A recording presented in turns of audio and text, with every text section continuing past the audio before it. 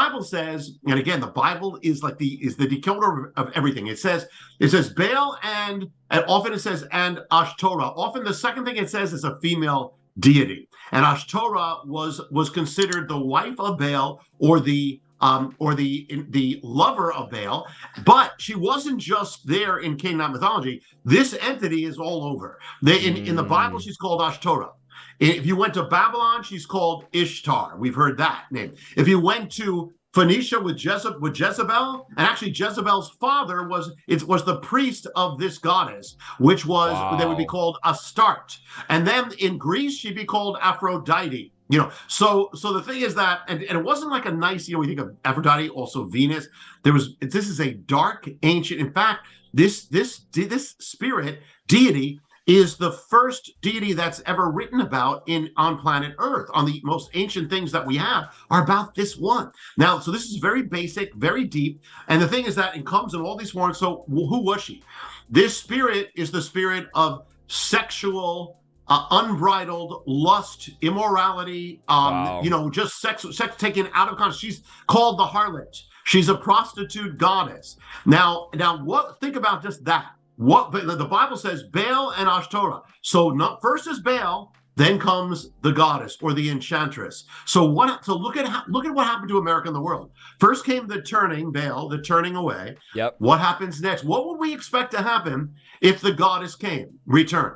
We would expect there to be a revolution in the realm of sexuality. Wow. And that's exactly what happens. Like clockwork, 1960s begins the sexual revolution, which has not stopped. The sexual revolution basically is overturning every biblical value concerning sexuality, marriage, family, gender, all that.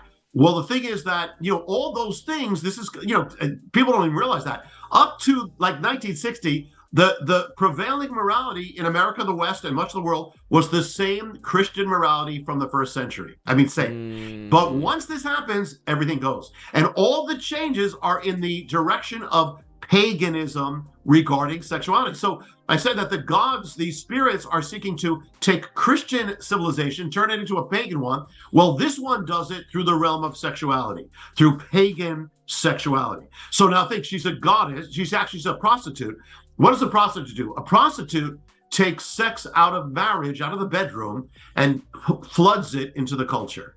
Wow. A harlot takes sex out of the marriage and puts it into the marketplace, puts it into the actual culture. What did this one do? She starts taking sex out of marriage, putting it into the marketplace, putting it into the culture. She sexualizes America. She sexualizes the West. She's trying to sexualize the world. And that's exactly what she did back then. Back then, if you went to her cultures where she, if you went to the temples of Ishtar or Aphrodite, filled with prostitutes and having sex in the public square. That's what's happened to America. And also, a prostitute weakens marriage. So look at what happened at the same moment as the sexual revolution happens, same moment, no accident, that marriages start weakening. Marriages, families start breaking apart, because that's what she does. And the thing is that, in ancient times, I actually, in the Return of the Gods, I actually put in the ancient inscriptions that I found. There are hymns to her where they're praising her for being a sacred prostitute. Wow. Well, when the Greeks did that, when they spoke of her, the word for prostitute in Greek is porne, from which we get the word porn, pornography. So, and it's not an accident, because this principality is actually the inventor of pornography. The first pornography in the world are the writings about this goddess. Actually, pornography means the writings of the prostitute. And not only that, she also multiplied across the world, images of naked people in clay. The images of her are a woman disrobing. Well, she has now multiplied this through pornography. She has seduced a nation, seduced a generation, and addicted them. And while she breaks up marriages, while she destroys that. So all that's happening. Plus, we use the word erotic culture. We have eroticized the culture. Well, the word erotic comes from the Greek eros. Eros was actually a god, a deity that was born of this goddess. This goddess was the mother of Eros. So you have all this happening, and on top of it, I'm just throwing we can just give a taste of the return of the gods, but I want to give you a good taste, and that is that it also, at the same time, something else happens. When you have the sexual revolution, something else happens. The reason is the goddess wasn't just that, she was also a sorceress. She's the goddess of the occult.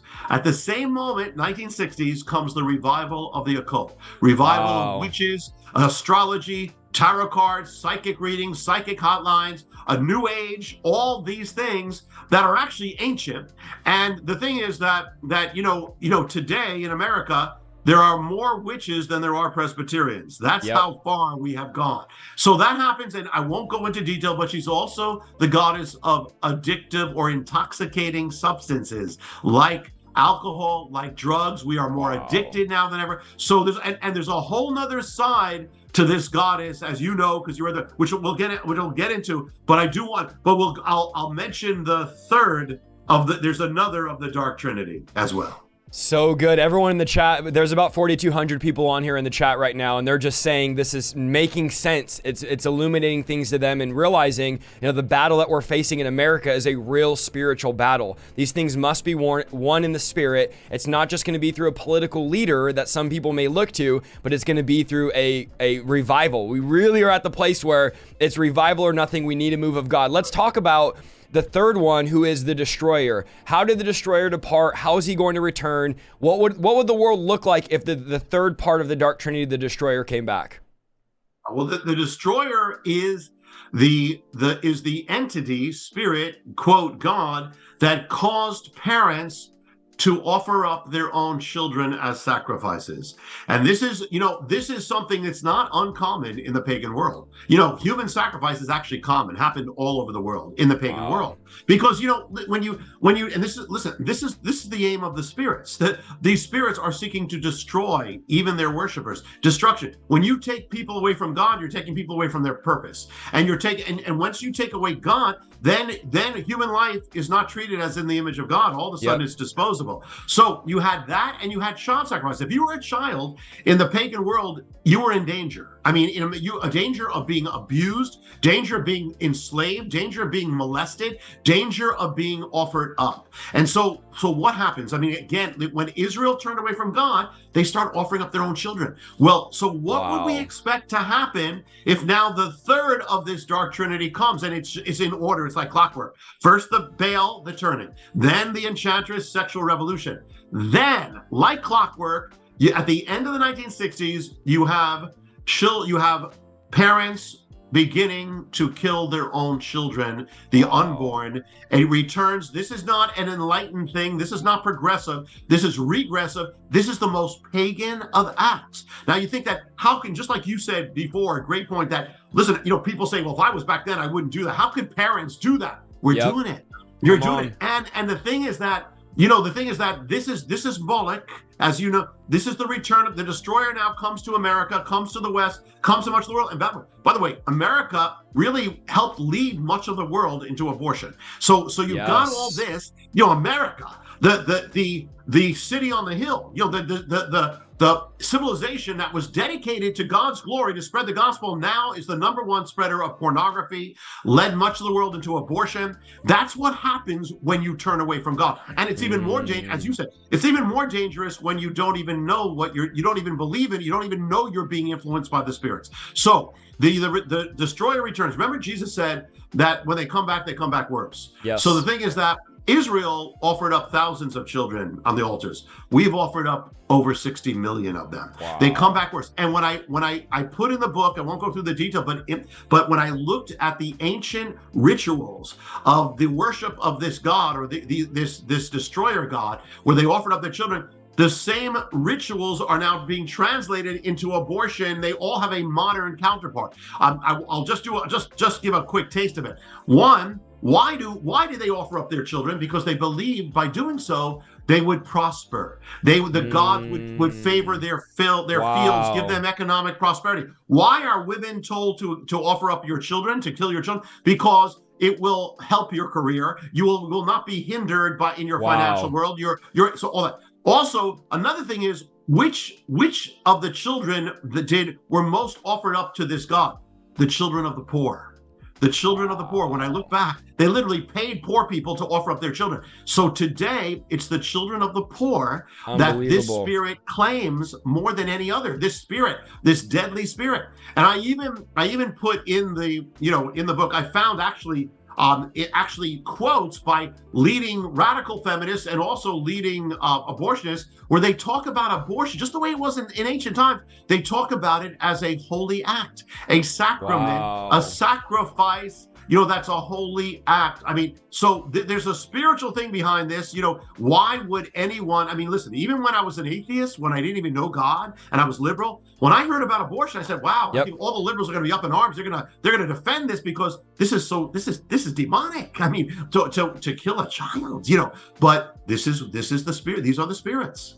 Wow. So the chat is just going crazy here because it makes so much sense to what we're seeing in America. I look at what the president's posting about how we're going to lock in Roe v. Wade. We're going to, codify it, he keeps saying. And I'm like, why? Why the push? What is behind our president and other politicians, I won't name, that is pushing them to so strongly desire to codify this law, overturn it, and then codify it to make sure it's like this is the hill they're dying on. This is the sacrifice to the destroyer. The sacrifice, you look at Genesis where it says that innocent blood, God told Cain, your brother's innocent blood cries out to me. And I've often asked the question, what does the cry of 60 plus million babies sound like to God? I mean, you look at the book of Revelation, one of my favorite books, the tribulation period, the wrath of God being poured out. It has to be that this is payment for all the innocent bloodshed of the millions of babies, as God says, I will avenge the innocent blood.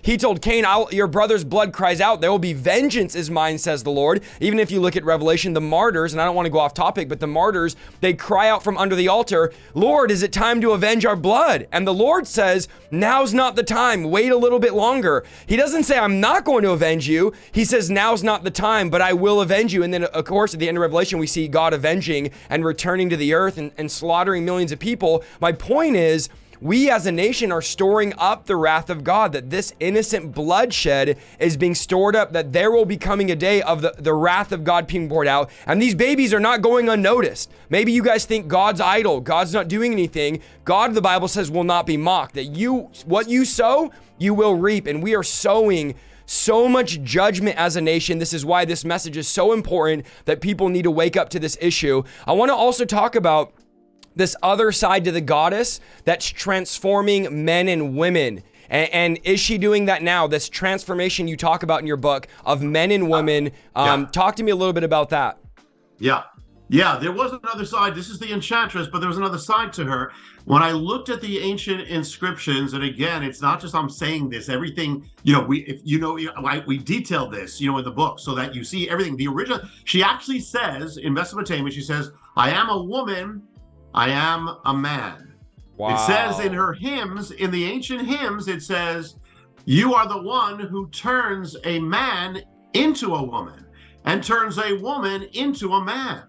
And so now she was the one who actually broke the lines of gender, bent them, blurred them, replaced the one with the other, between male and female, confusing male and female, female and male, men and women, boys and girls, confusing them all. She's the spirit of androgyny. Now, this is her deeper work here. Now, what would you expect to happen?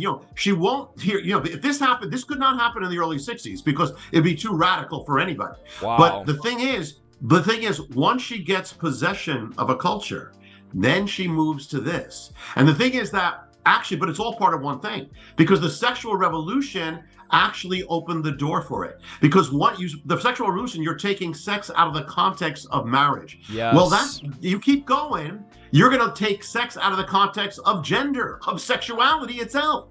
And when you start destroying marriage, you're destroying man and woman. You're destroying the bond between man and woman. And you're having children raised without ever knowing that. And so then you can start saying, okay, now we can start destroying man and woman. We can just start destroying gender. So what would we expect to happen when she comes into the culture, when she starts taking possession?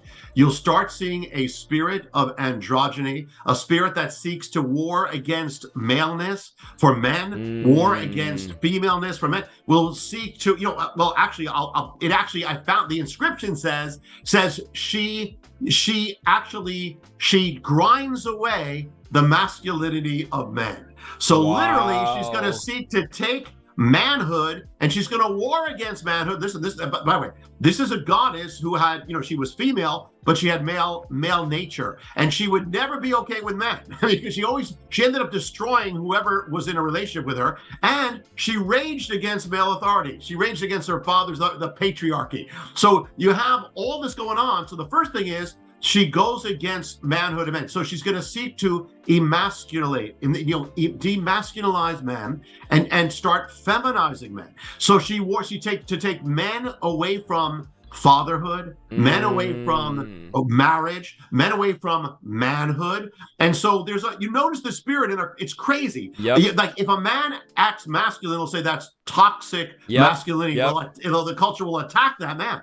If a woman acts masculine, they'll applaud her. What is that? Wow. That is the spirit of this goddess. And that's a real spirit. You can cut it with a knife. We all sense it. We all know it. And so but we may not have known the name.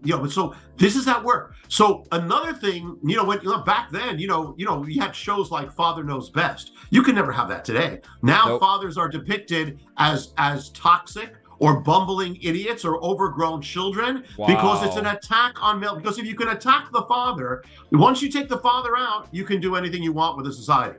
Then you can take anything. You've taken the authority out.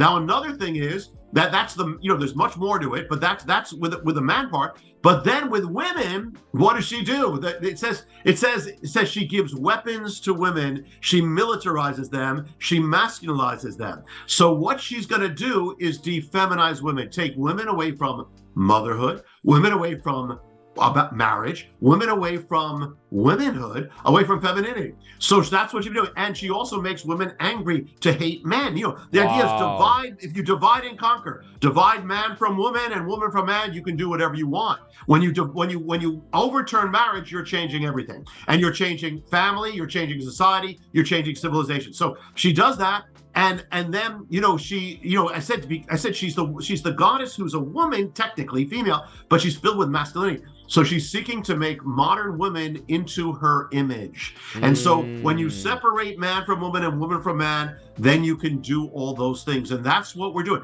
But it doesn't just stay in that realm, because the thing is, and this is going to show something, like even radical feminism is linked to this goddess, right?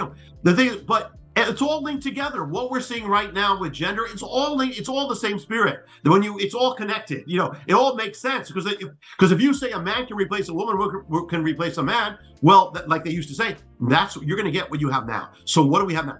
One of the things is that she had a mysterious priesthood, and her mysterious priesthood they were called the Asinu or the Halu. They were men who walked around her temple dressed up as women and acting as women. And so they were her priests. Now the thing is, if you see them return, the gods have returned, she has returned, her priesthood has returned. And if you see the culture celebrating it, that has not been. That was part of paganism. It was not part of the Christian age. And so now if you start driving out the gospel, it's gonna return. And so the thing is, not only that, remember again, back to what Jesus said. He said they come back worse. Well, she possessed a priesthood, but now she's seeking to possess an entire generation. She's seeking to possess a generation of children from grade school. So that's why it's happening and drive. But it wasn't just that, because remember what I said in that inscription. It says, you turn a man into a woman. You turn a woman into now it does say you dress a man as a woman. It does say you dress a woman as a man. She did that, but it says you turn them. So the thing is, some of her priests were not just men who dress as women. Many of them were men who had been surgically transitioned by the spirit of the goddess into appearing as women. That affected their hormones. transition. She is the goddess who turns transitions. And so not only that, Isaiah, it's that actually I found it in scripture, I put it in the Return of the Gods, that it says that these transition men would dance before the goddess, holding up scalpels as if to celebrate their transitioning. Wow. And so you have all that happening. And again, now it's happening to children. And even non-believers are saying this is madness. What would possess an adult to surgically alter or mutilate a child? Well, this would possess them. This would possess them. This is all over our culture. This is so big, it's affected everything, but it all makes sense because it's exactly what would happen. If we were, Isaiah, if we knew the mystery, if believers were really in tune with what God said about this, the warning, back in the early 60s when we took away prayer, we could have seen, this is going to end with all this.